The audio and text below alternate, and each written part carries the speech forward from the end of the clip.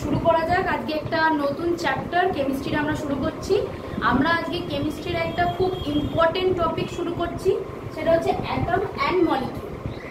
তো এই চ্যাপ্টারটা আমাদের দারুণ ইন্টারেস্টিং হবে, দারুণ মজাদার হবে, আর খুব ছোট ছোট টপিক থাকবে যেগুলোকে আমাদের ধরে বুঝতে হবে। কারণ যদি আমরা এই ছোট ছোট টপিকগুলো না বুঝি তাহলে পরবর্তীকালে যে কোনো ক্যালকুলেশনের সময় আমাদের প্রবলেম আসবে। আর এটা যেহেতু আমাদের যে কেমিস্ট্রি একদম বেসিক কেমিস্ট্রি, তো এই স্টেপটা আমরা যদি বুঝি ভালো করে বা জানি যে ভালো করে জিনিসগুলো কি হচ্ছে, তবেই আমাদের ফার্দার যে কোনো চ্যাপ্টারে গিয়ে যে কোনো চ্যাপ্টার বুঝতে খুব ইজি হবে। তো ফার্স্ট যেটা বোর্ডে লেখা আছে একটু বলে দিই। ফার্স্ট লেখা আছে অ্যাটম। আমি জানি সবাই জানে যে অ্যাটম কাকে বলে, তবুও একবার বলে দেওয়া, যারা যারা জানে না তারা একটু নোট করে নাও যে অ্যাটম কাকে বলে। Atom হচ্ছে an atom is the smallest particle of matter and is considered as its building block. মানে কি অ্যাটম হচ্ছে, আমি আগে একটা এক্সাম্পল দিচ্ছি। অ্যাজ আ এক্সাম্পল আমরা ধরতে পারি যে অ্যাটম হচ্ছে সেই খুব ছোট্ট একটা পার্টিকেল, ঠিক আছে, যেটা দিয়ে যে কোনো জিনিস, ধরো একটা বাড়ি, সে একটা বাড়ি, এই বাড়িটার যদি আমি বলি যে সব থেকে ছোট জিনিস কি, তাহলে সবাই বলবে যে ইট। ইট ছাড়া বাড়ি সম্ভব না। আমি বলবো যে এটার ইট যেরকম, ইটের এই পার্টিকেলস, ইটের যে ছোট ইটটা কি দিয়ে তৈরি, মাটি, তাহলে মাটি হচ্ছে এই বাড়িটার সেই ছোট পার্টিকেলস, মানে অ্যাটম ধরে নাও, কনসিডার করো।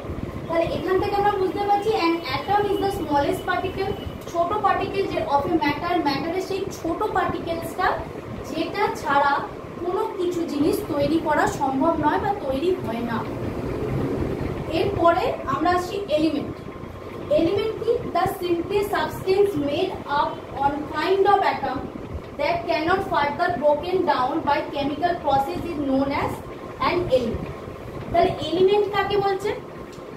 আমরা বলতে পারি যে এই যে অক্সিজেন যেরকম আছে, নাইট্রোজেন যেরকম আছে, এই অক্সিজেন, নাইট্রোজেন এগুলো কি দিয়ে তৈরি হয়? কি আছে এর মধ্যে? কি আছে? যে এই অ্যাটম, এটা একটা অ্যাটম, তো এর মধ্যে কি আছে? একটা নিউক্লিয়াস আছে, আর বাকি সেইটাই আছে। নিউক্লিয়াস ছাড়া কি আছে? সেই অ্যাটমটাই আছে, অক্সিজেন, O2। তাহলে আমরা কি পাচ্ছি? দুটো অক্সিজেন, N2, দুটো নাইট্রোজেন। মানে আমরা যদি একটা সিম্পল সাবস্টেন্স যেটা আমরা কি ফার্দার সেটাকে ব্রেক করতে পারি না, আমরা কি O2 কে ব্রেক করতে পারবো? আমরা O2 কে ব্রেক করতে পারবো না। কিন্তু নাইট্রোজেন, নাইট্রোজেনকে আমরা ভাগ করতে পারবো? পারবো না। আমাদের যদি এখানে H2O হয়ে যায়, তখন আমরা এই জায়গাটা বলতে পারবো যেখানে H+ ও H- আছে, বা এটাকে ব্রেক করে বলতে পারবো যেখানে হাইড্রোজেন আর অক্সিজেন আছে।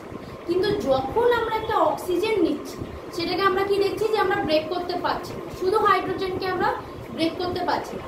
তাহলে এলিমেন্ট কি?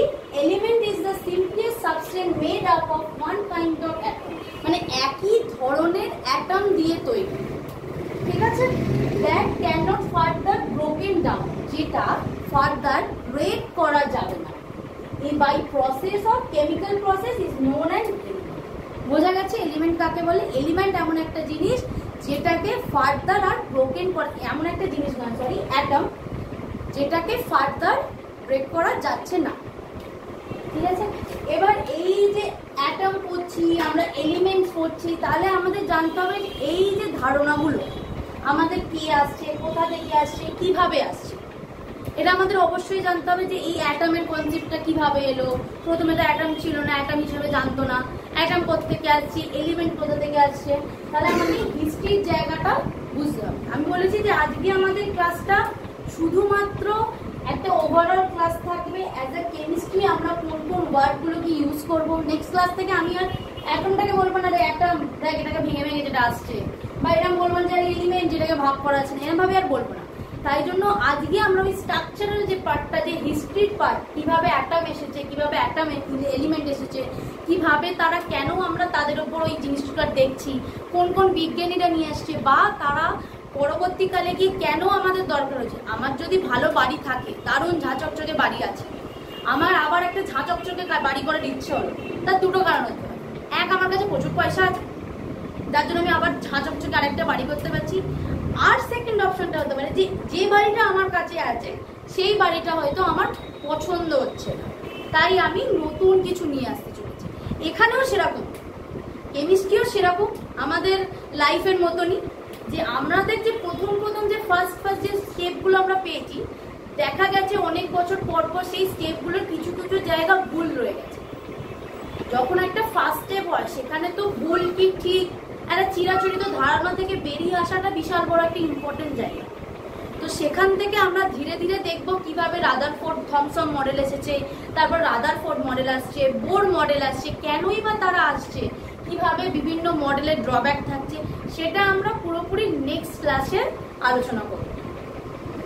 ঠিক আছে, এবার আমরা যেটাকে এগিয়ে যাবো সেটা হচ্ছে আমরা ডাল্টন মডেলের সম্বন্ধে জানবো। আমি বললাম যে মডেল সম্বন্ধে বলবো না, কিন্তু আমি ডাল্টন মডেলের সম্বন্ধে কেন বলবো, এই ডাল্টন মডেলের সম্বন্ধে বলবো, আর বাকি মডেলগুলো এখন একটুখানি স্কিপ করে যাচ্ছি, সেটাও আমি আসছি। আগে ডাল্টন মডেলটা বলে দিই, তারপর আমি বলছি যে আমি কেন স্কিপ করে বাকিগুলোতে যাচ্ছি।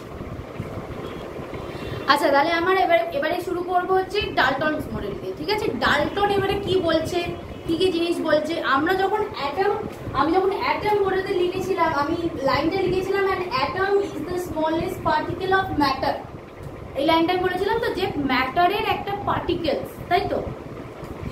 এবারে আমাদের বুঝতে হবে যে ম্যাটারটা কি। এবার কি বলছে দেখো, ফার্স্টে যেটা আমি লিখেছি Dalton model, matter consist of invisible atom, মানে কি অ্যাটম যেটা আছে সেটা কি, সেটাকে আমরা কি করতে পারবো না, ডিভাইড করতে পারবো না।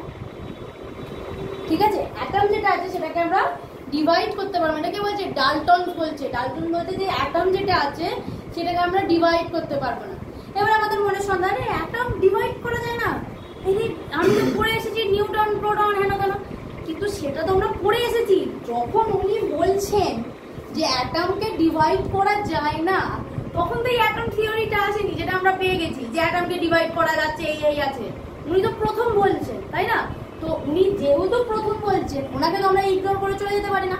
আমরা কোনোদিন কোনো বাড়িতে ওঠার সময় যে ফার্স্ট সিঁড়িটা আছে, ফার্স্ট সিঁড়িটা দরকার লাগছে না বলে ফার্স্ট সিঁড়িটাকে বাদ দিয়ে দিই না, ফার্স্ট সিঁড়িটাকে নিয়ে এগোতে হবে পর স্টেপ বাই। তাই জন্য আমাদের প্রত্যেকটা মডেল সম্পর্কে জানতে হবে। তো ডাল্টন মডেল ফার্স্ট আমরা দেখছি যে এখানে ডাল্টন বলছেন যে অ্যাটমের একটা ধারণা তো অন্তত দিচ্ছে যে ভাই অ্যাটম বলে একটা বস্তু আছে, হ্যাঁ, যেটা খায় না গায়ে মাকে পড়ের কথা, কিন্তু আপাতত একটা ব্যাপার আছে, অ্যাটম বলে একটা জিনিস আছে, এটা আমরা জানতে পারছি।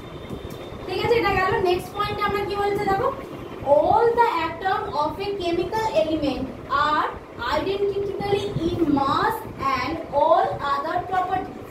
মানে কি, মানে হচ্ছে যে যে এলিমেন্ট গুলো যেগুলো আছে, মানে একই কেমিক্যাল এলিমেন্টের যে অ্যাটম গুলো আছে, যখন সেম, ধরো এক ধরনের একটা কেমিক্যাল এলিমেন্ট আছে, ঠিক আছে, এই কেমিক্যাল এলিমেন্টের মধ্যে যতগুলো অ্যাটম আছে তারা কি হবে, আইডেন্টিক্যালি মাস আর আদার প্রপার্টিজ তাদের কি হবে, সেম হবে।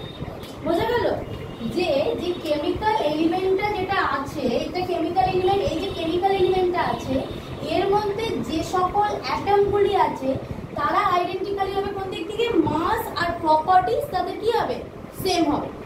ব্যাস, এটা তো হয়ে গেল।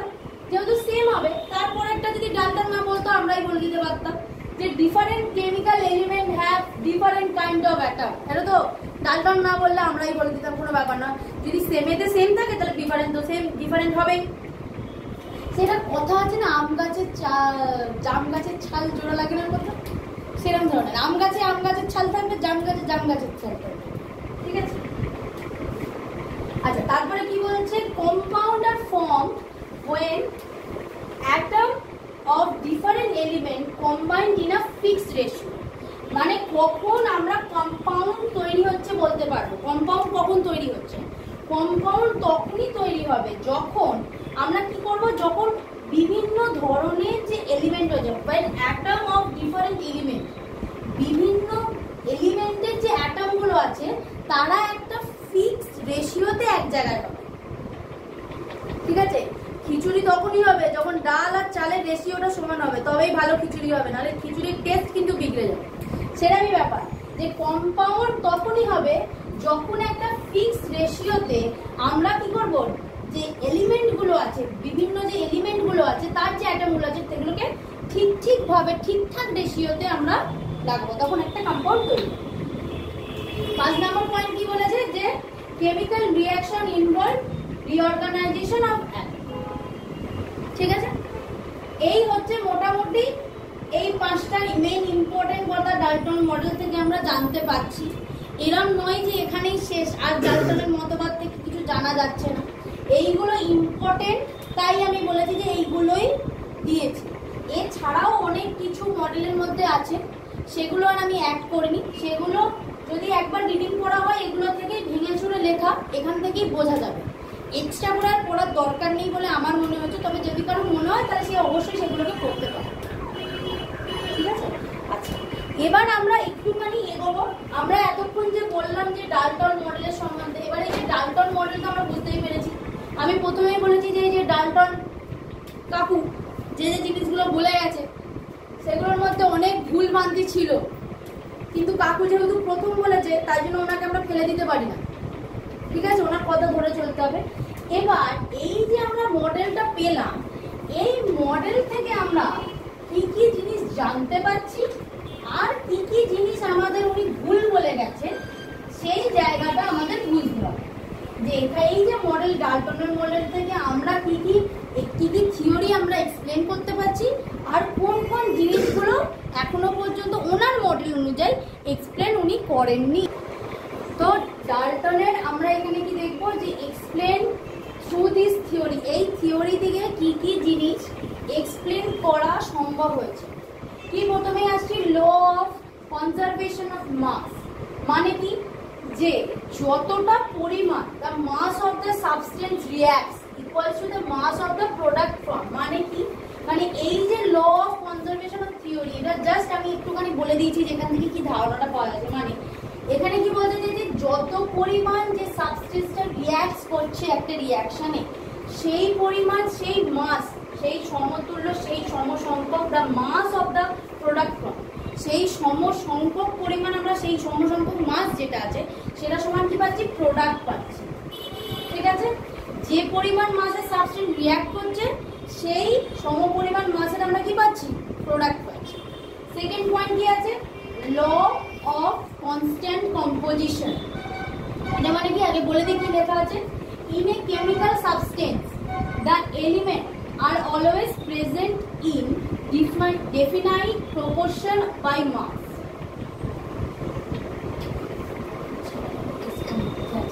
এটার মানে কি, যদি আমরা একটা কি করি, যে ইন আ কেমিক্যাল সাবস্টেন্স, যদি একটা কেমিক্যাল সাবস্টেন্সে দেখা হয় তা এলিমেন্ট আর অলওয়েজ, মানে এলিমেন্ট গুলো কি থাকবে, সবসময় এলিমেন্ট গুলো প্রেজেন্ট থাকবে কি, একটা ডেফিনাইট প্রপার্টিজের যে মাসগুলো থাকবে সেগুলোই প্রেজেন্ট থাকবে। ল অফ, আরেকটা কি পাচ্ছি, ল অফ মাল্টিপল প্রপার্টিজ। ঠিক আছে, এই তিনটে জিনিস আমরা ডাল্টনের মডেল থেকে পাচ্ছি। এবার বলছি যে কি কি পাচ্ছি না। ঠিক আছে, নট এক্সপ্লেন, এখান থেকে কি কি এক্সপ্লেন হচ্ছে না। আমি যখন ডাল্টন থিওরি পড়াচ্ছিলাম তখনই আমি একটা জিনিস বলে দিয়েছিলাম যে আমরা কিছু কিছু জিনিস পাচ্ছি না। এই যে প্রথম লাইনে বলেছিলাম যে অ্যাটমকে কি করা যাচ্ছে না, ব্রেক করা যাচ্ছে না। সেই জিনিস থেকে আমরা বলতে পারি কি, অ্যাটম কি হচ্ছে, অ্যাটম নট ডিভাইডেড। এটা জানতে পেরেছিলাম। তো আমরা পরবর্তীকালে কি জানছি, যে অ্যাটমকে ডিভাইড করা যায়। একটা অ্যাটমকেই তো আমরা ডিভাইড করছি, ডিভাইড করে বিভিন্ন জিনিস পাচ্ছি। কি পাচ্ছি, যে তার মধ্যে প্রোটন আছে, তার মধ্যে ইলেকট্রন আছে, তার মধ্যে নিউট্রন আছে, আরো অনেক কিছু আছে, মেসন আছে, মেসন কণা আছে, এরকম প্রচুর নাম আমরা পাচ্ছি যেটা একটা অ্যাটমের মধ্যে আছে। ঠিক আছে, সেটা ডাল্টন তখন এক্সপ্লেন করতে পারেননি।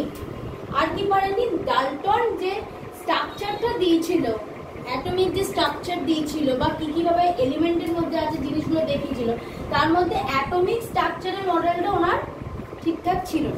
তাই জন্য আমি বললাম না, পরবর্তীকালে ডাল্টনের মডেলটার পরবর্তীকালে রাদারফোর্ড, থমসন মডেল এসেছে, তারপর ডাল্টন মডেলের পরে থমাস মডেল আসছে, তারপরে রাদারফোর্ড মডেল আসছে, তারপর বোর মডেল আসছে।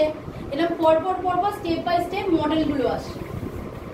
মডেলটা আমি আগেই বলেছি, আজকের ক্লাসে আমরা মডেলগুলো দেখবো না, মডেলগুলো আমরা পরের ক্লাসে দেখবো যে কি মডেলে কি আসছে, কেন আসছে, কি কি ড্রব্যাক আসছে। যেরকম আমরা বলতে পারলাম যে এই যে জিনিসটা, এই জিনিসটা একটা কি ডাল্টনের ড্রব্যাক, তো ডাল্টন মডেলের ড্রব্যাক। তো এটা আমরা কি বললাম, যে এটা আমরা পরবর্তীতে দেখবো যে থমসন মডেল বা রাদারফোর্ড মডেলে কি এই কোশ্চেনগুলোর আমরা আনসার পাচ্ছি, তাই তো।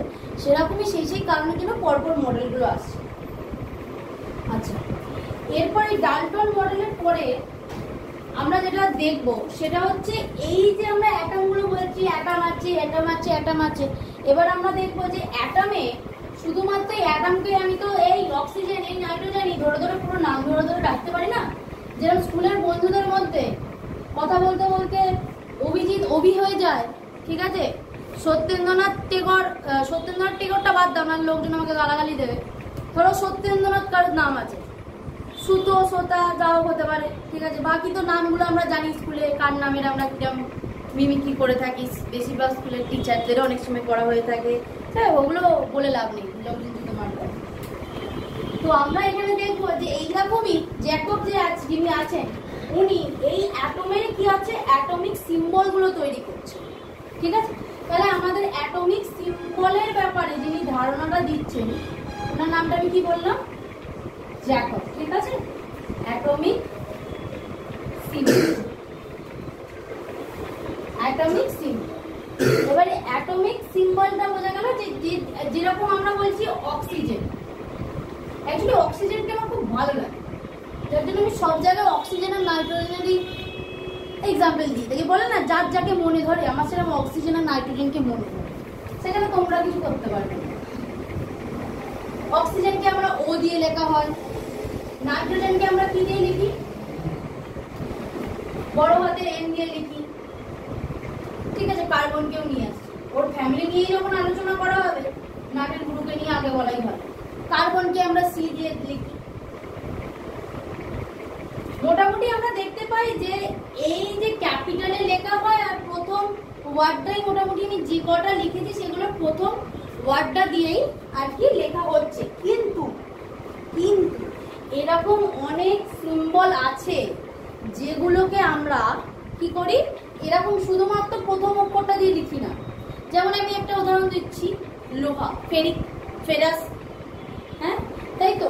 লোহাকে আমরা অক্সিডেশন স্টেট অনুযায়ী বললাম যে ফেরিক আর ফেরাস, ধরো লোহাকে আমরা মেইনলি বলে থাকি হচ্ছে কি বলে থাকি, Fe দিয়ে লিখি, ঠিক আছে। এরকম আরো আমরা পরপর যখন স্টেপ, ওই ছকটা আমি অলরেডি আমার যে টেলিগ্রাম চ্যানেল আছে ওখানে দিয়ে দেবো, ঠিক আছে, যে কি কি ভাবে আমরা এর আলাদা আলাদা কি কি নাম আছে কি সবকিছু আগে দিয়ে দেবো। আপাতত তো এই কটাই উদাহরণ দিই। আচ্ছা, এবারে আমরা একটা জিনিস জানবো যে অ্যাটমিক সিম্বল গেল, এবারে আমরা জানবো যে আমাদের মাস নাম্বার কাকে বলছে, ঠিক আছে, মাস নাম্বার কাকে বলছে। এবার কিন্তু আমরা সব থেকে ইম্পর্টেন্ট আর খুব মজাদার একটা জায়গায় ঘুরতে চলেছি। আপাতত খুব মজাদার, অন্য জায়গায় মজা আমি অন্যভাবে বলি। মাস নাম্বার, তো মাস নাম্বারটা কি আমরা জানি, যখন আমরা অ্যাটমকে সেই ছুরিকাছি দিয়ে ডিভাইড না করে যদি এমনি দেখা হয় তাহলে আমরা দেখতে পাই যে একটা অ্যাটম আছে, এখন আমরা সবাই জানি এর মধ্যে একটা, আমার পেনটা মনে হয় জানে না যার জন্য বন্ধ হয়ে যাচ্ছে।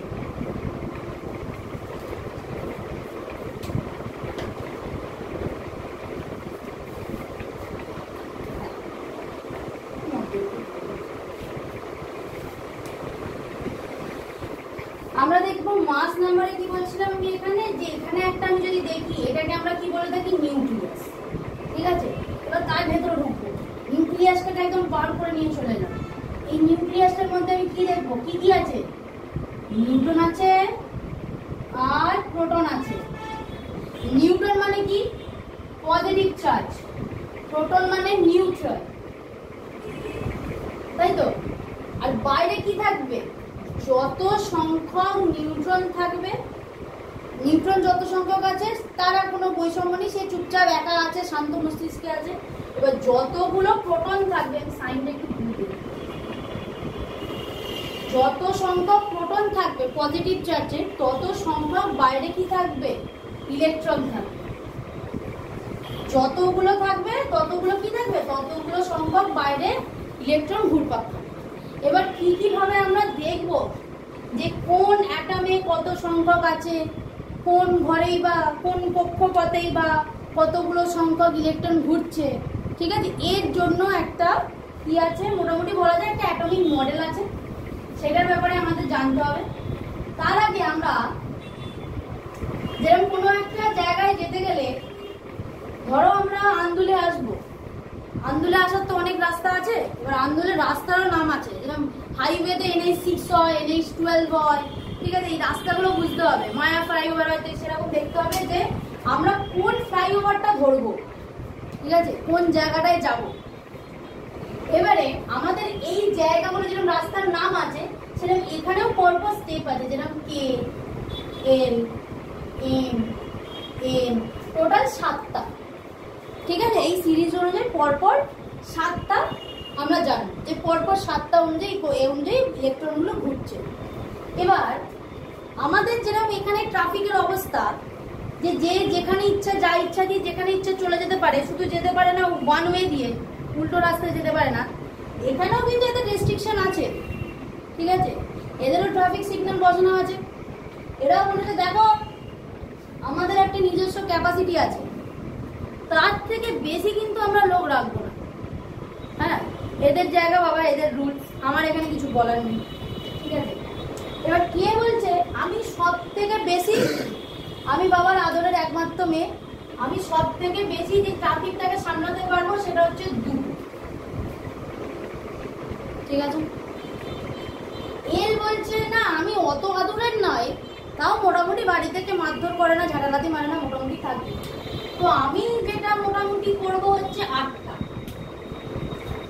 এবার এরম গল্প তো এদের জীবনে হয়নি, এরাও শোনেনি, এগুলো আমি বানাচ্ছি।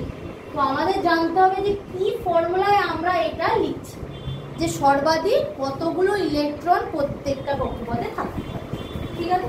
ফর্মুলাটা কি? 2n²। দেখো কে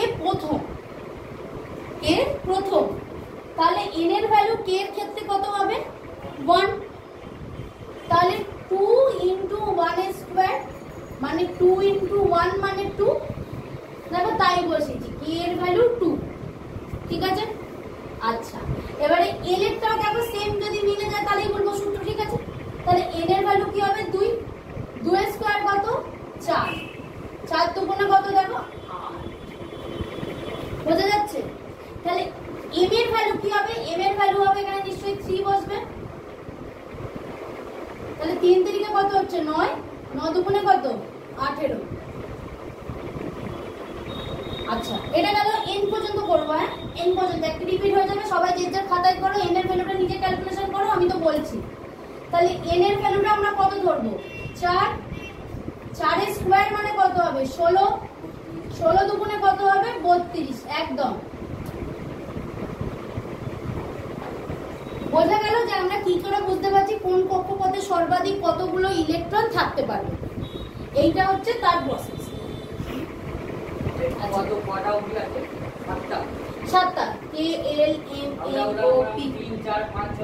হ্যাঁ, এটা যেমন কে 1, এ 2, 3, 4, 5, 6, 7 পরপর, ঠিক আছে?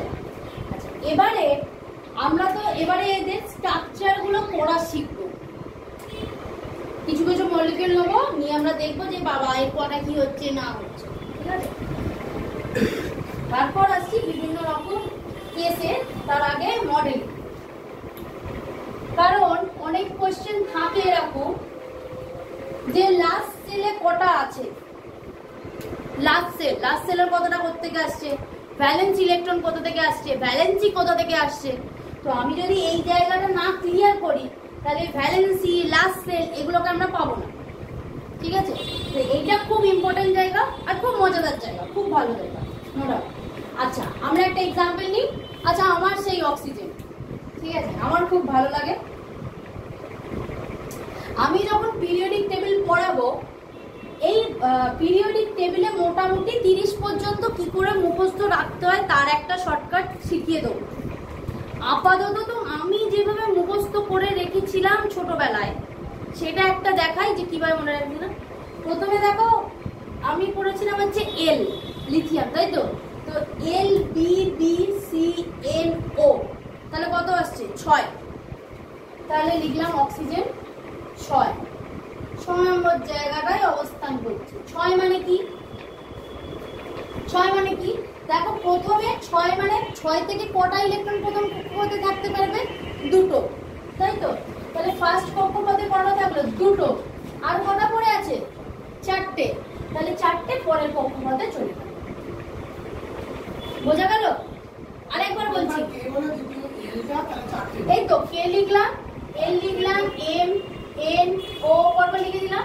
দেখো প্রথমে অক্সিজেন কটা আছে? 6টা, তাই তো? তাহলে প্রথম কক্ষপথে সর্বাধিক কটা থাকতে পারে? বলেছি কি কে বাবার একমাত্র আদুরে মেয়ে, তাই জন্য 2টো। তারপরে এল এর কত, বাকি কটা পড়ে আছে? 6টা থেকে 2টো বাদ দাও, দেখো 4টে পড়ে আছে, তাই জন্য 4টে রইল। সর্বাধিকের ক্যাপাসিটি কত? 8টা।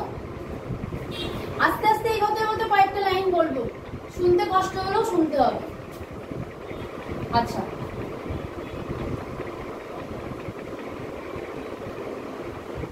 অ্যালুমিনিয়ামকে নিই, আবার সেই আমার ছোট্ট অনুযায়ী আমি আবার বলি, এল, বি, বি, সি, এন, ও, এফ। একটা ছাড়লাম, কেন ছাড়লাম পরে বলবো। এনএ, ঠিক আছে, এনএ, এমজি, এন কত আসছে? সোডিয়াম কত? 11। এল, বি, বি, তো যেখানে ছিলাম আমরা, যে অ্যালুমিনিয়াম কি কি আসছে একসাথে বলবো, এল, বি, বি, সি, এন, ও, এল, বি, বি, সি, এন, ও, এফ, এনএ, এমজি, এল। এল মানে আসছে, এনএ হচ্ছে 11, এমজি 12, আর এল হচ্ছে 13। 13 মানে প্রথম কক্ষপথে কত যাবে? 2টো, তাই তো? তাহলে কটা করে রইল? 11টা। সর্বাধিক কতগুলো থাকতে পারে? 8টা। তাহলে 8টা দিলাম পরবর্তীকালে, 8 আর 2 এ 10, আর কটা করে লাগলো? 3টে। 13টা, 8 আর 2 এ 10, 11, 12, 13। ঠিক আছে, আমি এবারে বলছি, ধরো এক্স কোনো একটা নাম, ঠিক আছে? এটা ধরো আছে, ধরো ক্যালসিয়াম, ধরো 20, ঠিক আছে? এবার তাহলে 20-র ক্ষেত্রে আমরা কি করব? 2, 8 আর 2 এ 10, 10 তো। আমরা কি জানি এম এর কতগুলো সর্বাধিক থাকতে পারে? 18টা। তাহলে 8 আর 2 এ 10, আর আমাদের আরো 10টা এখানে বসিয়ে দেওয়া উচিত, এটা হওয়া উচিত তো, তাই তো? আমাদের হিসাব তো তাই বলছে যে আমাদের এম এর সর্বাধিক 18টা ধরতে পারে, তাহলে 10টা আমি বসিয়ে দিতেই পারি। কিন্তু না, কিন্তু এখানে সেরকম হয় না। এখানে এল একটা সেই ফারুক সিয়ারের ফরমানের মতন একটা নোটিশ দিয়ে দিয়েছে, বলেছে আমার কাছে সোজা হিসেব নয়, আমাকে 18টাই দিতে হবে, আর যদি আমাকে 18টা না দাও তাহলে আমি 8টার বেশিও নেবো না। তুমি সবার হিসেব পোষাতে পারছো, আর আমার যখন পোষাতে পারছো না, আমাকে তখন আমার রুলস ফলো করতে হবে, ঠিক আছে? তাহলে এম কি বলছে যে আমি 18টা হলে নেবো, তুমি আমাকে 18টা দাও, আমি নিয়ে নেবো। কিন্তু তুমি 18টার বদলে যদি আমাকে 17টাও দাও, আমি 8টা নেবো, বাকিটা পরের সাথে পাঠাবো। আমি কেন সবকিছু নিতে যাবো? আমার কি দায় পড়েছে? তাই জন্য আমরা এখানে কি করবো? কটা করবো? 8টা। তাহলে আর কটা করে থাকবে? 2টো, তাই তো? তাহলে 2টোটা আমরা এম এতে পাঠিয়ে দেবো, ঠিক আছে? শুধুমাত্র এখানে আমি শুধু এম এর কথা বললাম, এম এতে নয়, ঠিক আছে? এর পরবর্তী সিরিজে আমরা এম, এন, ও, পি যাদেরকেই পাবো, তারা অ্যাকচুয়ালি সবাই এটাই করে যে সর্বাধিক আমার যতগুলো ইলেকট্রন নেওয়ার ক্যাপাসিটি আছে, নয় আমাকে ততগুলোই দাও, নাহলে আমি 8টা নিয়ে বাকিটা পাশের ঘরে পাঠিয়ে দেবো। 8টার বেশি নেবো না। আমার যখন 18টা ক্যাপাসিটি আছে, তুমি আমাকে 18টা দাও, নাহলে আমি কেন নিতে যাবো? বেকার টেনশন, ঝামেলা, ঝঞ্ঝাট আমি নেবো না। পরিষ্কার নোটিফিকেশন জারি করে দিয়েছে, তাই জন্য এই সিরিজ অনুযায়ী আমাদের এরকম। এবার তো আমরা দেখে ফেললাম কি করে করে এটাকে মোটামুটি কিভাবে করবে। এবার আমি একটা ছবিও একটু দেখিয়ে দিই, ঠিক আছে? ছবিটা দেখিয়ে দিই, কারণ পরবর্তীকালে হয়তো কোনো জায়গায় কাজে লাগতে পারে। তাহলে আমি কি জানি, এই পাশেই আসছি অক্সিজেনেরটা। অক্সিজেনটা পাশেই আঁকি। যে কটা আছে 6টা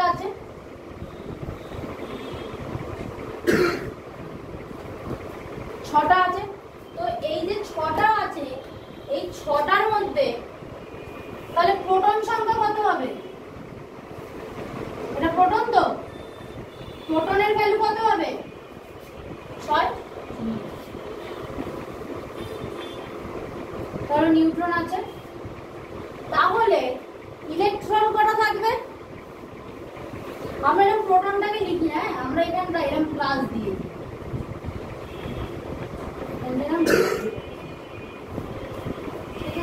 এটা তো আমি জানি না, এখানে আমি বলিনি, তাই জন্য এখানটা ফাঁকাই রেখে দিলাম।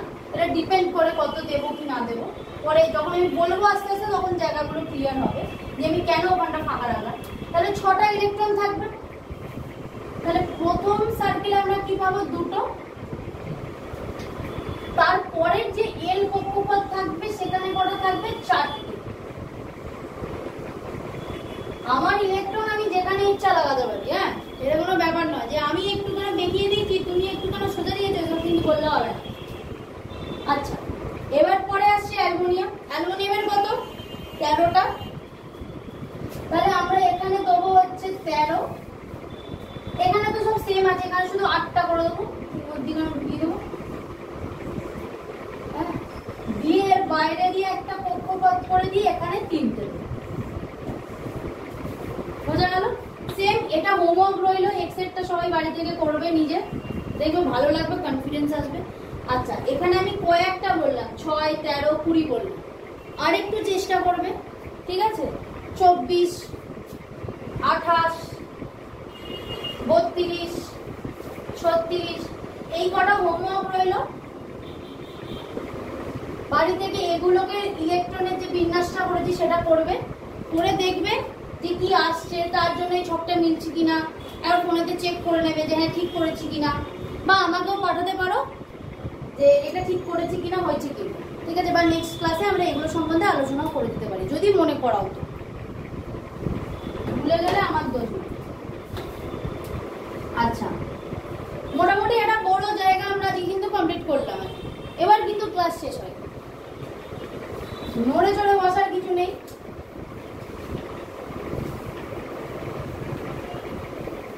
ক্লাস এখনো শেষ হয়নি।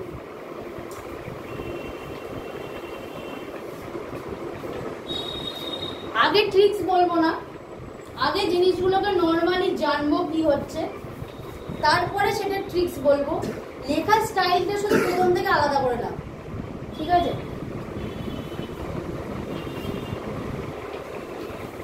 আচ্ছা, এটাকে এই স্টাইলেই লিখে মনে রাখাটা সব থেকে ইজি। আইসোটোপস মানে কি? আইসোটোপস মানে পিটা বড় আছে, তাই তো? তার মানে পিটা বড় লিখেছি এই কারণে যে আইসোটোপসের কি হচ্ছে, প্রোটনটা সেম কিন্তু ডিফারেন্ট কি হচ্ছে, মাস নাম্বার। মাস নাম্বার বলে গেছি, মাস নাম্বার কাকে বলে?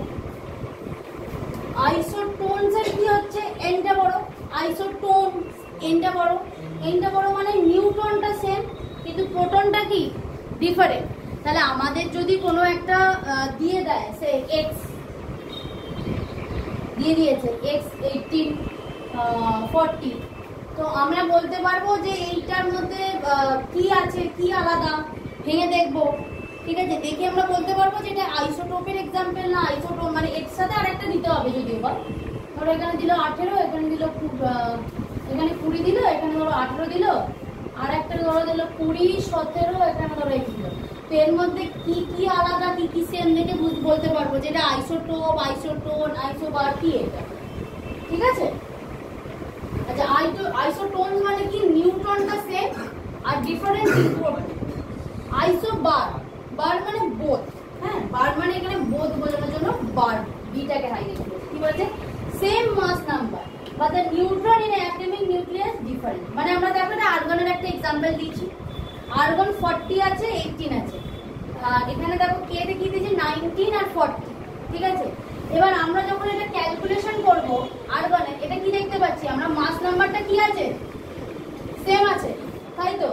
নিউট্রন নাম্বারটা কি দেখতে পাচ্ছি, ডিফারেন্ট আছে, তাহলে ইলেকট্রনটা কি হবে, আলাদা হবে, তাই তো?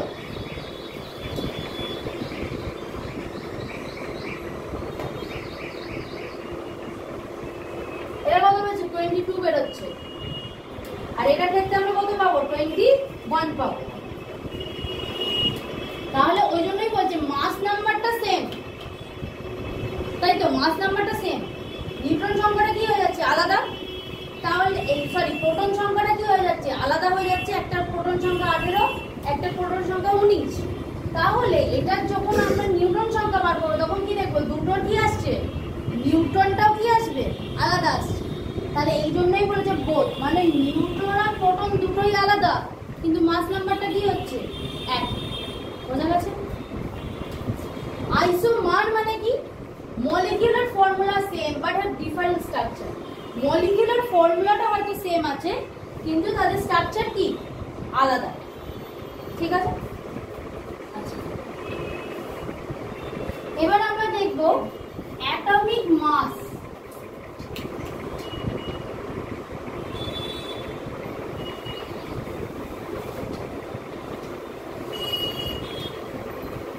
অ্যাটমিক মাস, অ্যাটমিক মাস আমরা কাকে বলবো?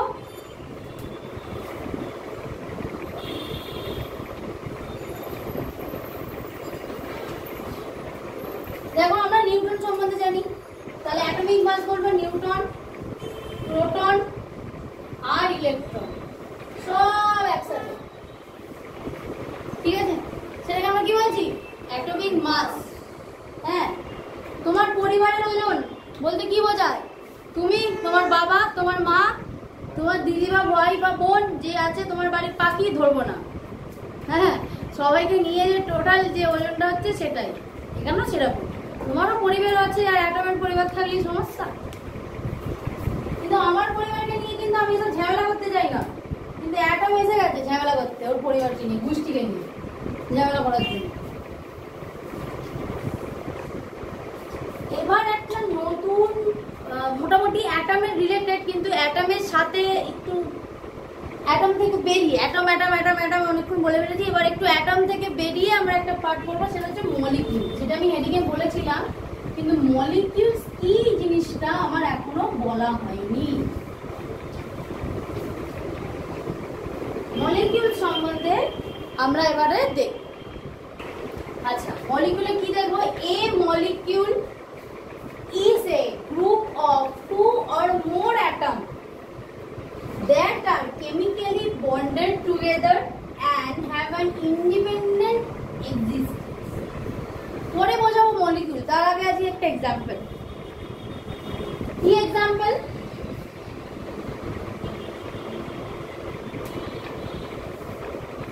ধরো কারোর বিয়ে হচ্ছে, ধরো ওমের বিয়ে হচ্ছে প্রিয়াঙ্কার সাথে,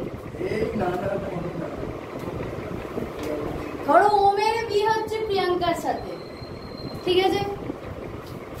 ওম হচ্ছে ছেলে, প্রিয়াঙ্কা হচ্ছে মেয়ে। যাই হোক, বিয়ে হচ্ছে, হোক, আমাদেরকে নিমন্ত্রণ করলে খেতে যাবো, নাহলে যাবো না। এদের ধরো বিয়ে হয়ে গেল। বিয়ে হয়ে যাওয়ার পরে ওম কি মেয়ে হয়ে যাবে? না তো, প্রিয়াঙ্কাও ছেলে হবে না। তার মানেটা কি? যে দুটো অ্যাটমের মধ্যে কিছু একটা হচ্ছে, কিছু একটা সম্পর্ক হচ্ছে, কিন্তু তারপরও তারা নিজেদের একটা ইন্ডিপেন্ডেন্ট ইন্ডিভিজুয়ালিটি বজায় রেখেছে। এটাই তো মলিকিউল। এবার আসি molecule. A molecule is a group of 2 or more atom. দুটো বা তার থেকে বেশি অ্যাটম নিয়ে তৈরি, that are chemically bonded together. Chemically তারা একসাথে হয়েছে, কেমিক্যালি বন্ড দ্বারা তারা একসাথে হয়েছে, মানে এক জায়গায় হয়েছে। And have an independent existence, কিন্তু আলাদাভাবেও তারা আলাদা আলাদা নিজস্ব একটা কি আছে? সত্তা আছে। যেমন ধরো H2O, H2O তো জল। এটা ধরো কেমিক্যালি আমরা কি দেখছি? কেমিক্যালি এটা একসাথে আছে, কিন্তু তার মানে কি? এটাকে আমরা যখন ভাববো হাইড্রোজেন পাবো না বা অক্সিজেন পাবো না? পাবো তো। আমরা যখনই এটাকে ব্রেক করবো তখনই আমরা দেখবো যে হাইড্রোজেন নিজস্ব সত্তা বজায় রেখেছে, আর অক্সিজেন নিজস্ব সত্তা বজায় রেখেছে। কিন্তু ওম থাকতে পারবে কিনা আমার সে সম্বন্ধে সন্দেহ আছে। শিল্পীরা নতুন গান বেরিয়েছ যে কি তোমার রঙের কি গানটা ভুলে যাচ্ছে, যাই হোক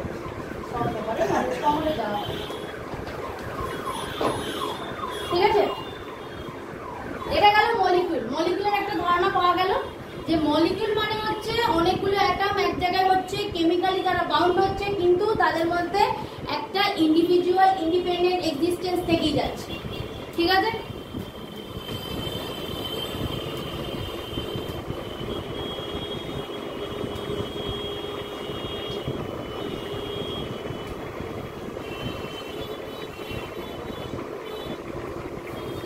এবার আসছে অ্যাটমিসিটি।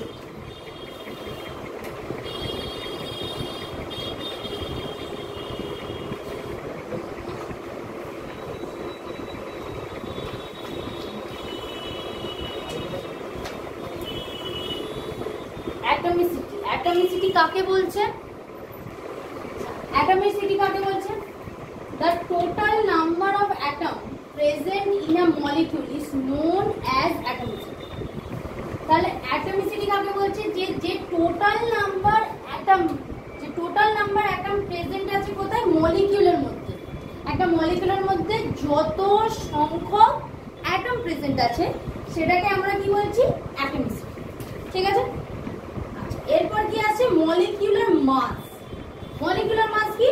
The sum of the atomic masses of all the atom in a molecule is called molecular mass. molecular mass লিখে। তো molecular mass কাকে বলছে? যে একটা atomic the sum of the atomic masses of the atom, তাহলে atom molecular মধ্যে যতগুলো atom আছে তাদের অ্যাটমিক মাসের যোগফলটাই হচ্ছে molecular মাস।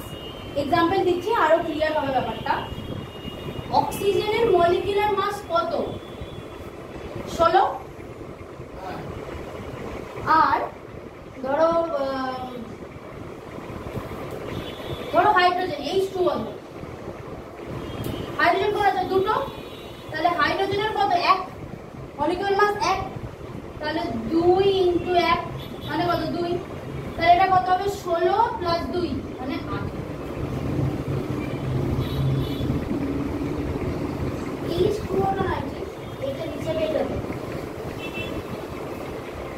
যে 8, ঠিক আছে। এবার আমরা যে পোর্শনটায় আসবো সেটা এতক্ষণে মোটামুটি আমাদের বলা হয়নি, একদমই নতুন একটা জায়গা, যেটা হচ্ছে আয়ন। আমরা অ্যাটমিসিটি দেখলাম, মলিকুলার মাস দেখলাম, আমরা এবার আয়নটা দেখব। তারপরে আমরা কিছু কেস দেখব, লেখার স্টাইল দেখবো, আর আমাদের ভিডিওটা আজকের মতন এন্ড করব। একদম শেষ পার্ট, লাস্ট পার্টে আমরা চলে এসেছি, আয়ন।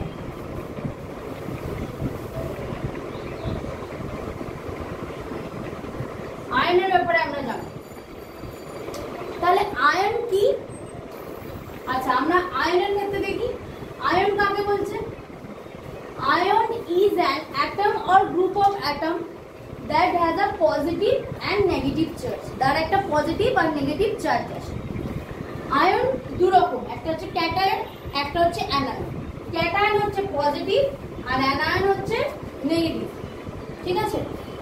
এবার এই জায়গাটা সবার খুব গুলিয়ে যায়, কোনটা ক্যাটায়ন আর কোনটা অ্যানায়ন, এটাই মেনলি গুলিয়ে যায় যে কোনটা ক্যাটায়ন কোনটা অ্যানায়ন। আমি যেভাবে ছোটবেলায় মনে রাখতাম ক্লাস 7, 8, 9, সেটা হচ্ছে ক্যাট। দুটো নাম তো আমার আয়নের মনে রাখবে, ক্যাটায়ন আর অ্যানায়ন, এটাতে কোনো সন্দেহ নেই। গোলাপে হচ্ছে সাইন, ক্যাট হচ্ছে বড় বেড়াল, তাই জন্য সে পজিটিভ সাইন, ঠিক আছে। আর অ্যান্ট হচ্ছে পিঁপড়ে, খুবই ছোট বেড়ালের তুলনায়, তাই জন্য ওর হচ্ছে নেগেটিভ সাইন, ঠিক আছে। এবার তোমরা এভাবেও ভাবতে পারো, আমার একটা বন্ধু বলতো যে বেড়ালে কামড়ালে অনেক ইঞ্জেকশন দিতে হয়, তাই জন্য পজিটিভ চার্জ।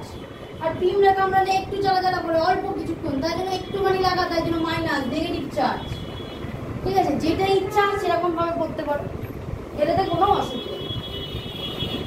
আচ্ছা, এবারে আমরা যে জিনিসগুলো দেখবো সেটা হচ্ছে আমরা কেমিক্যাল যে একটা ফর্মুলা আমি বলে গেলাম না, কেমিক্যাল ফর্মুলা বোঝা যায়। এই যে কেমিক্যাল ফর্মুলাটা আমরা দেখবো যে কেমিক্যাল ফর্মুলা লেখার টেকনিক গুলো কি কি আছে, ঠিক আছে? এগুলো তো বুঝলাম যে ক্যাটায়ন আসছে, অ্যানায়ন আসছে, হ্যাঁ ক্যাটায়ন আসছে, অ্যানায়ন আসছে। যখন এই জিনিসটা বলে রাখি, ধরো ব্রোমিন আছে, সেই ব্রোমিন আছে, ধরো একটা ইলেকট্রন সে গ্রহণ করছে। আচ্ছা, গ্রহণ করার আগে একটা জিনিস আমি স্কিপ করে গেছি, ওটা একটু বলে দিই, হ্যাঁ তাহলে বুঝতে সুবিধা হবে। ভ্যালেন্সি ব্যাপারটা আমি একটু বলে দিই। ভ্যালেন্সি কি? আমরা সেই পরমাণু মডেল আঁকছিলাম না, সেই পরমাণু মডেলে সেই হোয়াটএভার নাম্বার ইজ देयर, যা হোক নাম্বার আছে, সরো লাস্টে এখন 4টে আছে। আমরা জানি নোবেল গ্যাসে কি থাকে, লাস্ট কক্ষপথে 8টা ইলেকট্রন থাকে, তাই তো? তাই জন্য তার পজিশনটাকে আমরা কি বলি, স্টেবল। তাহলে সবারই তো ইচ্ছা জাগে সেই সুখ পেতে, নোবেল গ্যাসের মতন হতে।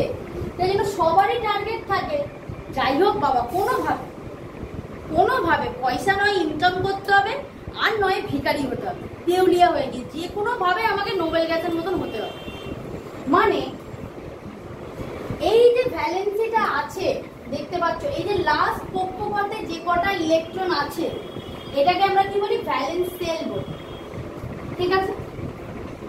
ধরো কোনো একটা ক্ষেত্রে, অ্যাটমের ক্ষেত্রে তার সর্বাধিক শেষ কক্ষপথে 5টা আছে, 5টা ইলেকট্রন আছে। তাহলে ভালো করে দেখো, তার কাছে 5টা আছে, তার টার্গেট কত, 8-এ যাওয়া। তাহলে তার নিয়ারেস্ট রুট কি হবে, 3টে ইলেকট্রন কারোর থেকে ধার চাওয়া, ভিক্ষা করা, যা হোক করে 3টে ইলেকট্রনকে নিজের কাছে নিয়ে আসা, আরামে থাকা, ঠিক আছে?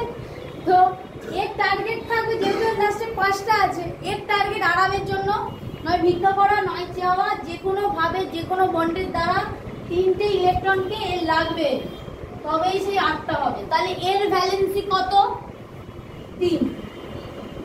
বোঝা গেল কথাটা?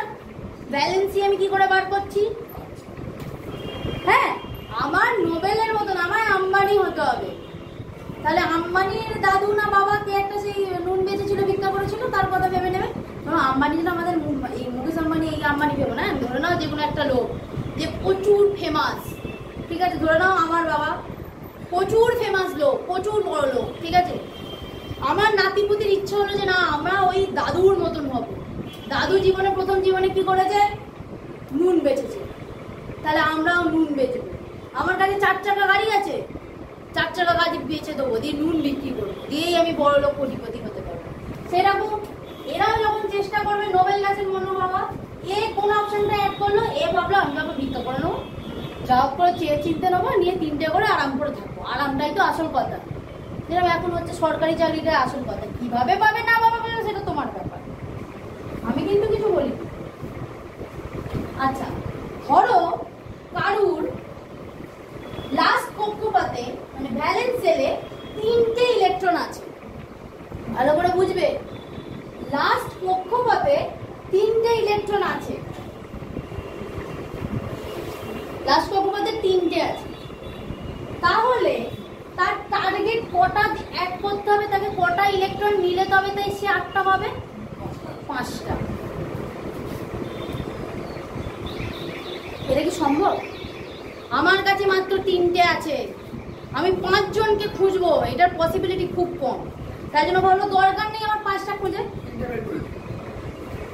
হ্যাঁ একদম, এই যে 5টা আছে, 5টা আমার দরকার নেই, আমি অত জীবনে কষ্ট করতে পারবো না। আমার তো যে আমার লাস্ট সেলের ঠিক আগের সেলটা নিশ্চয়ই কমপ্লিট হয়েছে, তাই জন্য কিছু মাল আমার কাছে এসেছে। তাহলে যেটুকু আছে সেটুকু বাদ দিয়ে দিই, ঝামেলা একদম মিটে যাবে।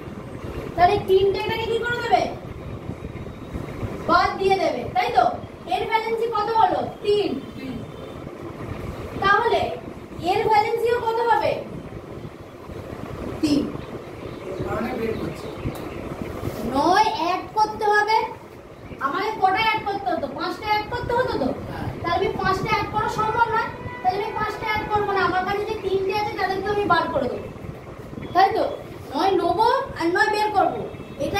ভ্যালেন্সি সোজা ট্রিক্স, ঠিক আছে?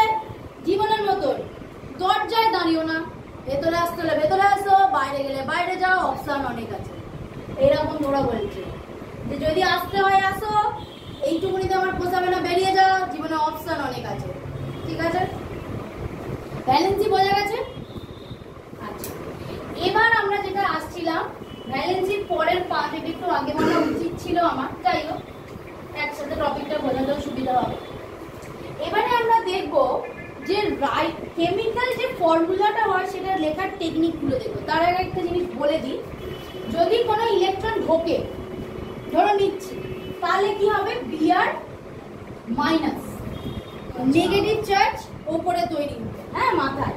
আর ধরো কোনো একটা ইলেকট্রন আমি বার করে দিচ্ছি, ঠিক আছে, তখন একটা পজিটিভ চার্জ জেনারেট হবে তার মাথায়। বোঝা গেল কথাটা? আচ্ছা, এবারে কেমিক্যাল ফর্মুলাটা আসি। কেমিক্যাল ফর্মুলা লেখার পরপর অনেকগুলো নিয়ম আছে, সেগুলোকে ধরেই আমাদের চলতে হবে। কেমিক্যাল ফর্মুলার প্রথমটা কি? প্রথম আমাদের কি ব্যালেন্স করতে হবে? চার্জ और আয়ন ব্যালেন্স করতে হবে।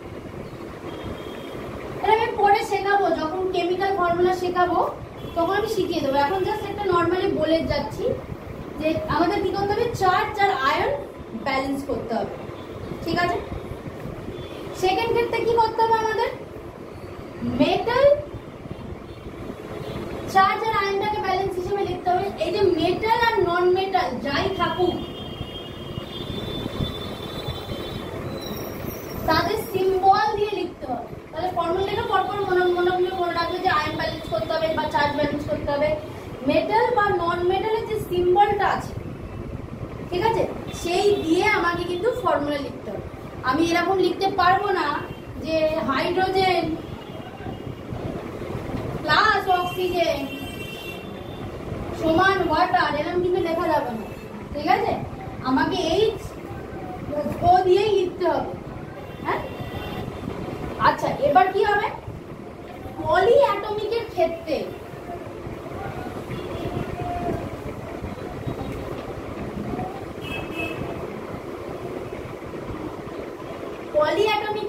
কি হবে? দেখো, পলি অ্যাটমিকের ক্ষেত্রে ফর্মুলা কি, আয়নটাকে কি করব আমরা? কোনো একটা নাম্বার দিয়ে ব্র্যাকেট ইউজ করব। পলি অ্যাটমিকের ক্ষেত্রে আমরা ব্র্যাকেট ইউজ করব। যেরকম একটা এক্সাম্পল দিচ্ছি, ইজি হবে বুঝতে। এমজি ওইচ, ধরো ওইচটা দুবার আছে, তাই তো? তাহলে আমরা পলি অ্যাটমিক, তাহলে আমরা এখানে কি করছি? পলি অ্যাটমিকের ক্ষেত্রে আমরা কি করছি? যে ফর্মুলাটাকে কি করছি? আয়নটাকে ব্র্যাকেট দিয়ে এনক্লোজ করছি, ঠিক আছে? তারপর যতগুলো আছে সেই নাম্বারটা আমরা লিখে দিচ্ছি, ঠিক আছে? আচ্ছা, এবার একদম লাস্ট পার্ট, ফর্মুলা হচ্ছে সিম্পল কম্পাউন্ডের ক্ষেত্রে আমরা কিভাবে লিখে দেব।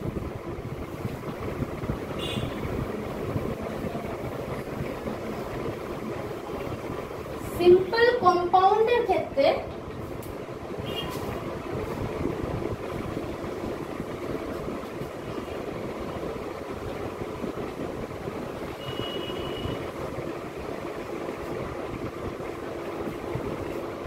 লিখে দেব। দেখো, খুব ইজি, খুব ইজি, একদম শেষে আমরা খুব আনন্দ নিয়ে শেষ করবো চ্যাপ্টারটা। খুব ইজি, এর মতন সোজা জিনিস হয় না, কারণ আমরা অলরেডি সব শিখে নিয়েছি, শুধু বসানোর কলা। সোডিয়াম নাইট্রেট, সোডিয়াম নাইট্রেটের ক্ষেত্রে আমরা কি জানি? সোডিয়াম মানে কি? Na, আর নাইট্রেট মানে NO3। এটা আস্তে আস্তে তোমরা যখন পড়বে, পড়তে পড়তে ইজি হয়ে যাবে। এগুলো আলাদাভাবে তো আমি হাতি ভ্যান ঘোড়া করে মনে রাখছি না, তো আস্তে আস্তে পড়তে পড়তে ইজি হয়ে যাবে। এদের ভ্যালেন্সি কি হবে? ভ্যালেন্সি কি হবে? দেখো, সোডিয়ামের 1 ভ্যালেন্সি মনে আছে তো? 2 11, 2 8 1, 8 আর 2 10 আর 1 11, তাহলে ভ্যালেন্সি কত? 1। NO3 ও সেম, তাহলে ভ্যালেন্সি কত? 1। তাহলে ফর্মুলাটা আমরা কিরকম লিখবো? দেখো,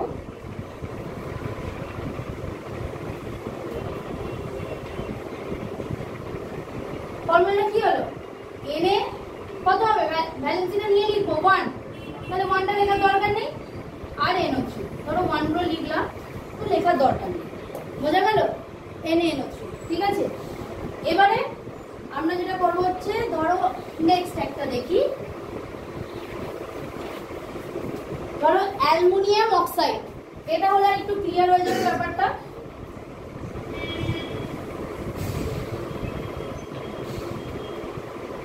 অ্যালুমিনিয়াম অক্সাইড, ঠিক আছে। অ্যালুমিনিয়াম অক্সাইডের কি হবে? অ্যালুমিনিয়াম, ঠিক আছে। আর অক্সাইডের কি? O। অ্যালুমিনিয়ামের ভ্যালেন্সি কত? 13, তাই তো? 13 মানে কত? 2 আর 3, ভ্যালেন্সি কত? 3। অক্সিজেন মানে কি? 6, 6 মানে কত? 2 আর 4।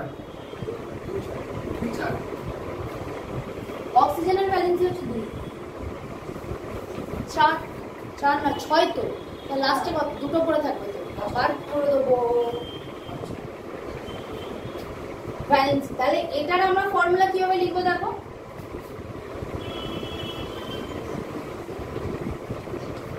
কি হবে? Al2O2।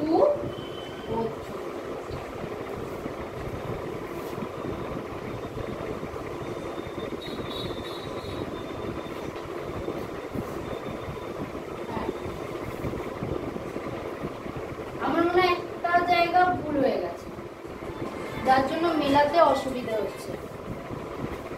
1 2 LPPCN N7, অক্সিজেন 8, 8 মানে কত? অক্সিজেন 8 হবে, তাই না? অক্সিজেন 8 মানে 2 আর 6, তাহলে ভ্যালেন্সি মানে কত? ওটা একটু ঠিক করে নেবে, মনে হচ্ছে আমি ভুল বলে গেছি, ঠিক আছে, তারাগুলোর মধ্যে বলে গেছি, যেহেতু আমার এটা ফার্স্ট ক্লাস।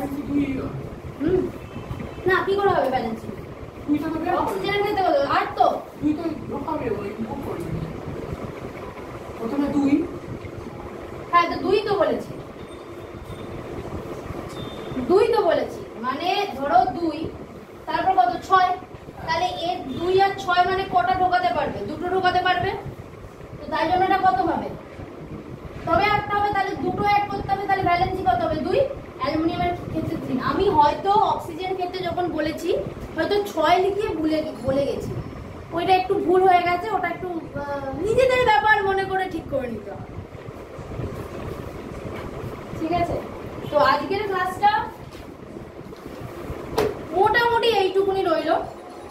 নেক্সট ক্লাসে আমরা মডেল, মোলসের ধারণা, মডেলগুলোর কি কি ড্রব্যাক আছে, কি কি প্রবলেম আসছে, কি কি না আসছে, সেগুলো ডিটেলসে আলোচনা করব, ঠিক আছে। মোটামুটি ক্লাস আশা করছি ইজি হবে সবার কাছেই। যদি কারোর কোনো রকম কিছু প্রবলেম থাকে সে অবশ্যই জিজ্ঞাসা করবে, যেখানেই ভিডিওটা দেখতে পাও, সেটা ফেসবুক হতে পারে, ইউটিউব হতে পারে, হ্যাঁ, তো যেখানেই দেখতে পাবে সেখানে যদি কারোর কোনো প্রবলেম থেকে থাকে অবশ্যই জিজ্ঞাসা করবে, আমি চেষ্টা করবো আনসার দেওয়ার। আজকের ক্লাসটা এইটুকুনি, দেখা হচ্ছে নেক্সট ক্লাসে, টাটা।